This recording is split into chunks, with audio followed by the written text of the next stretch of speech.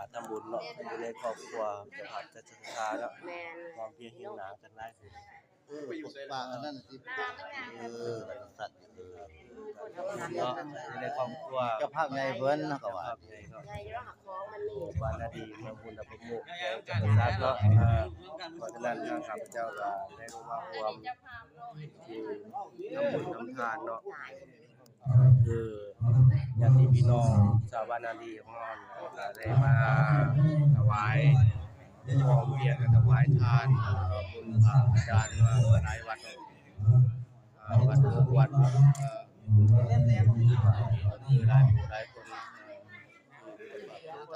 ตามนางยกเทวีอยู่จะอายจะน้องให้น้องเขาเบิด